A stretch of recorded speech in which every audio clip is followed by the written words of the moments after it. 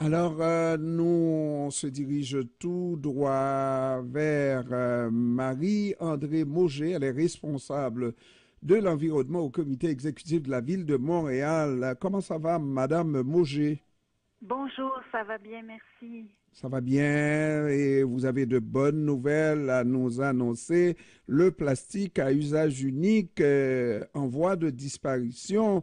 Qu'est-ce que vous avez fait, Madame Mauger, pour aller chercher cette acceptabilité sociale dans Montréal?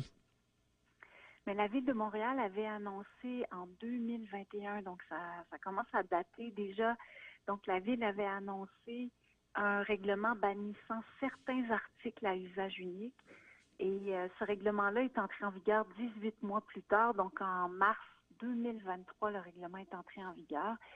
Et puis, vous l'aurez peut-être remarqué là, quand vous allez dans des restaurants, restauration rapide là, qui utilisent des articles à usage unique ou pour emporter, on ne nous remet plus des contenants à base de styromousse parce que ce sont des matières théoriquement recyclables, mais dans la pratique, elles ne sont pas recyclées. Donc, la Ville, ce qu'elle a fait, c'est qu'elle a vraiment encadré le type de matière qu'on peut utiliser lorsqu'on prend des contenants à usage unique, et le règlement encourage aussi, bien sûr, le réemploi. Donc, on évite d'utiliser un article qui aura un cycle de vie très, très court. Donc, on parle de parfois même pas 10 minutes, puis on jette à la poubelle. Donc, on essaye d'une part de réduire ce qu'on utilise et de réutiliser au maximum, et ensuite de recycler. Et puis là, on a éliminé les plastiques qu'on dit dégradables. Des fois, on voit des logos, c'est écrit compostable, biodégradable, oxo-bio. Dans la pratique, ces articles-là aboutissent à l'enfouissement, soit parce que leur temps de décomposition est trop long par rapport au centre de traitement, ou qu'il reste des résidus de plastique à base de pétrole, donc qui ne font pas partie des matières organiques. Donc, on est vraiment soit dans des plastiques 100% recyclables, soit dans du carton ou du papier 100% compostable. Alors, c'est une chose que de faire un règlement, mais c'est une toute autre chose de faire appliquer, respecter le règlement. Et nous sommes quelques mois plus tard, pour ne pas dire 2 ans plus tard, et vous avez un bon bilan par rapport aux commerces qui ont tendance à respecter le règlement et un très haut pourcentage, n'est-ce pas, qui respecte le Oui, règlement. oui, tout à fait. C'est très chouette d'avoir de belles nouvelles et de bonnes nouvelles. Là. On sait que le règlement s'applique dans 9500 commerces, là, soit commerces de restauration principalement. Et puis, le service de l'environnement de la Ville de Montréal a effectué plus de 8800 inspections. Et puis, on voit qu'on a un taux de conformité de l'ordre de 92. Donc, c'est très, très bien parce qu'on parle quand même de 8 articles à usage unique. Donc, au début de l'application, le taux de conformité était moins bon, mais des fois, c'est juste parce qu'un restaurant, un café avait encore 2 articles interdits, mais il y en avait quand même 6 qui avaient banni. Donc là, on voit qu'aujourd'hui, 92 des commerces où s'applique le règlement à Montréal voient donc une conformité de l'ordre de 92. Puis dans les autres commerces, là, on parle de 700-800 commerces là, où on voit que même après près d'un an, il y a encore un non-respect de la réglementation, mais la plupart se conforment une fois qu'ils reçoivent la deuxième visite de l'inspecteur. Là, on a remis qu'une trentaine d'amendes, donc de contraventions. Alors, c'est vraiment un règlement qui suscite l'adhésion de la part des commerçants, mais aussi de la population, parce qu'on sait que la population nous a beaucoup aidés en questionnant directement les commerçants sur le fait qu'il y avait encore des pailles en plastique, encore des petits bâtonnets en plastique pour brasser le café, encore certains types de couvercles bannis. Donc, je dirais que l'adhésion de toute la communauté nous a aidés aussi, juste par le bouche à oreille, à encourager les commerçants à le respecter. Et puis, naturellement, c'est une transition qui doit se faire. J'imagine que les commerces ne se fournissent pas ces ustensiles, ces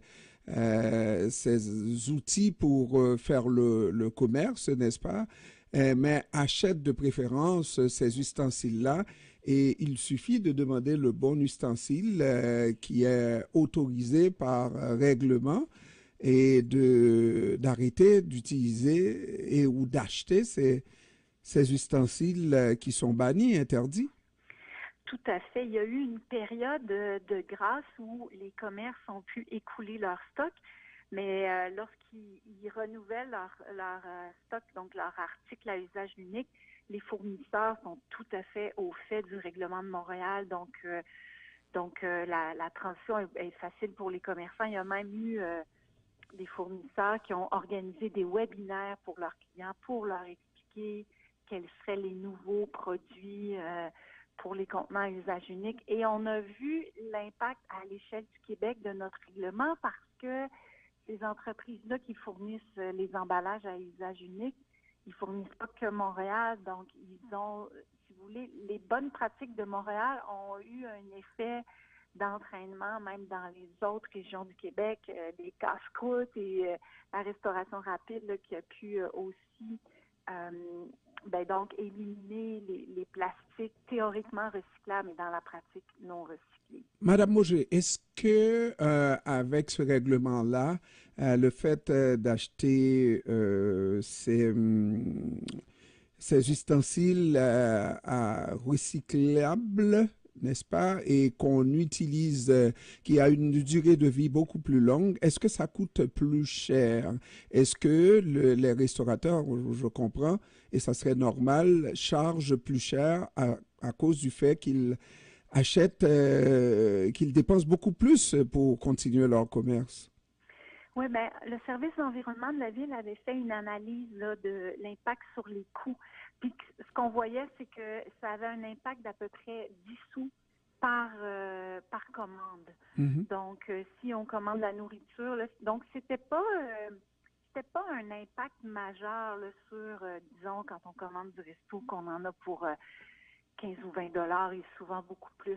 Et il y a aussi une chose importante qui est dite dans le règlement, puis c'est important pour moi de le communiquer aujourd'hui pour que tout le monde le sache et l'avertisse un commerçant qui peut-être ne l'applique pas à la lettre, c'est que quand on commande du restaurant au téléphone, si on ne demande pas d'ustensiles jetables, le restaurateur ne doit plus en fournir. Mm-hmm. Parce qu'avant, on se fait livrer à la maison, puis on a des ustensiles jetables, alors qu'on a des ustensiles lavables et réutilisables à la maison. Absolument. Donc, ce qu'on a dit dans notre règlement, c'est si le client en fait la demande, on en donne. Sinon, on n'en donne pas. Donc, c'est ça l'approche aussi de réduire à la source, et ça diminue les coûts aussi pour le commerçant.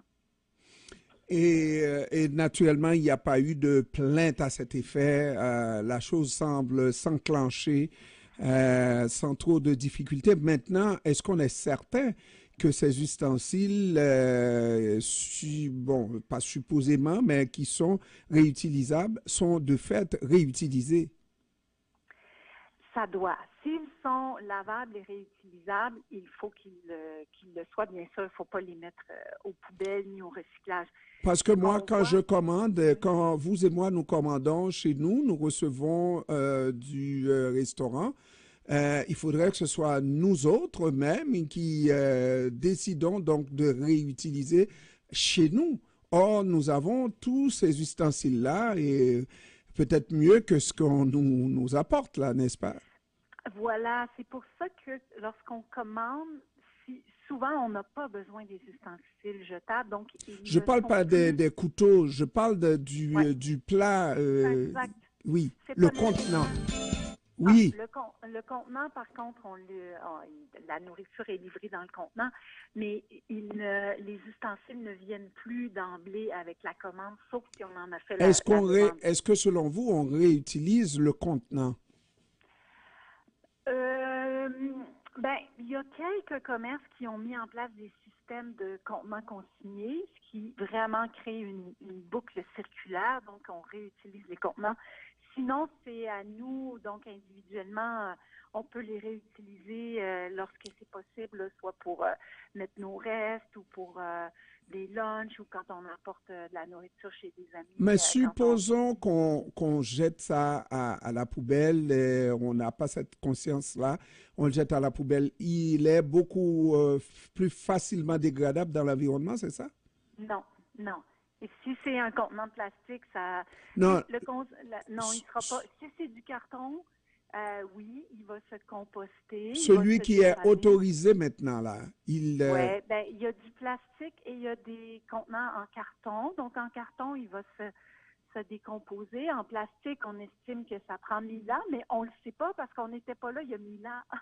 Le plastique existe depuis 100 ans. Donc quand on dit qu'il met 1000 ans à se décomposer, c'est peut-être même optimiste ou peut-être que ça sera plus rapide. Donc idéalement, le plastique, on veut vraiment qu'il soit recyclé. Et puis les cartons, ils peuvent être recyclés s'ils sont en bon état, pas trop souillés. Sinon, on les met au compost. Et puis c'est ça. Idéalement, on donne une deuxième vie à tous les objets avant qu'ils s'en aillent à l'enfouissement. Mais c'est un travail de conscientisation au quotidien.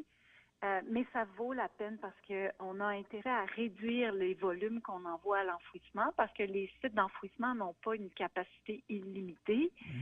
Alors, c'est ça. Sinon, ça a un impact sur l'environnement. Alors, Et c'est la responsabilité de tous, hein, chacun. Merci beaucoup, Marie-André Mourget, responsable de l'environnement au comité exécutif de la ville de Montréal. Merci encore une fois d'avoir pris du temps merci. de nous parler, Madame Mourget. Merci à vous. Merci, au revoir.